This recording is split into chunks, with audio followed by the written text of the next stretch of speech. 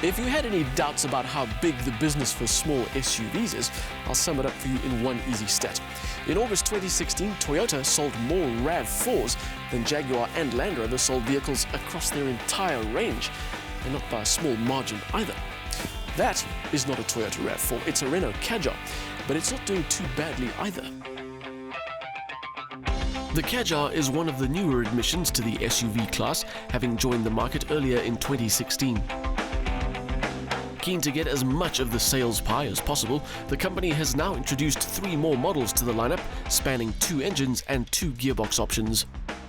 And I'll now try explain the range to you as best I can. There is a 1.5-litre diesel manual, then there is a smaller 1.2-litre petrol with more power and a 7-speed dual-clutch gearbox, and that costs just $5,000 more.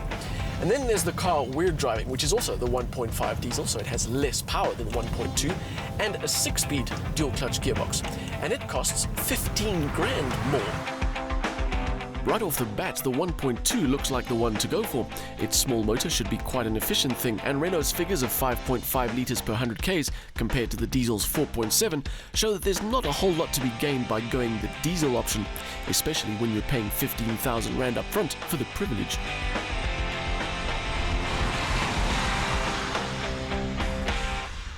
But if you absolutely insist on a diesel, this is not a bad option. It's got 81 kilowatts, 250 newton meters, and a fairly smooth and consistent power delivery. It's not the most entertaining thing you'll ever experience, but it's perfectly capable of delivering a good drive. As long as you stay on decent surfaces, all the new additions to the Kadjar range are front-wheel drive only.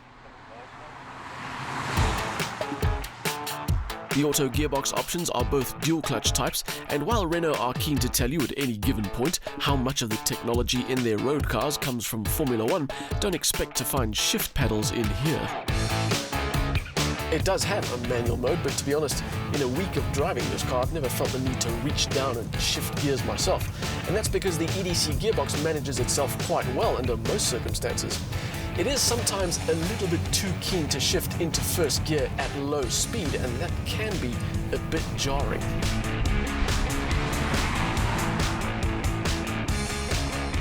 Good thing it has this interior to smooth over that little quirk. For a long time, we've carried on about how Audi's interiors were the best in the business, and at this end of the market, the Koreans were the best at it, but more because of the value they offered rather than on pure aesthetic terms. Now, it seems Renault have found that magic balance between great design, including good ergonomics, and decent value. This interior is as comfortable as it is high-tech. It includes things like keyless operation, digital instrumentation, and really good standard spec. The R-Link 2 system includes the ability to customize screens and is one of the better touchscreen systems available. The list of standard spec is long and includes navigation. The options in this dynamic spec test car include the fixed glass roof and the automated parking.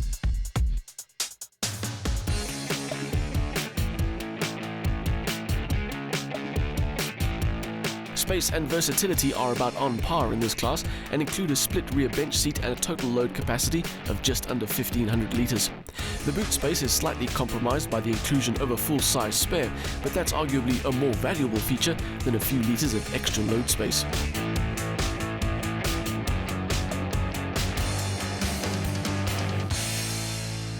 Renault is one of the few companies that can successfully transfer the looks of their smaller cars to something this big.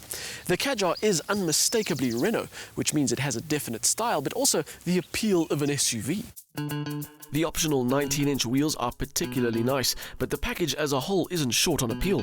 For my money, it's more convincing and attractive than anything else in its class, which includes some decent-looking machines. The best view is from the front, where its huge Renault badge, contrasting bumper, slim headlights and LED running lights suggest that it's as ready for a night on the town as it is for a bit of fun on a dirt road.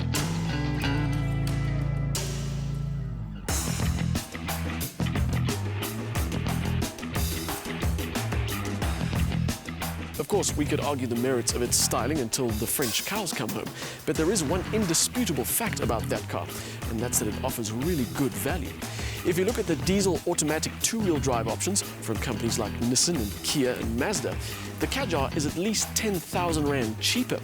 It might have the smallest motor, but it's got the best interior and certainly the most style.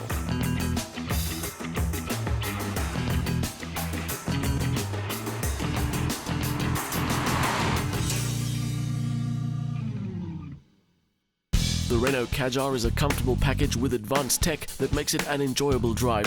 The gearbox might like dropping into first gear a little too much, and the boot space is compromised by the full-size spare, but those are minor considerations in what is otherwise a stylish option offering good value.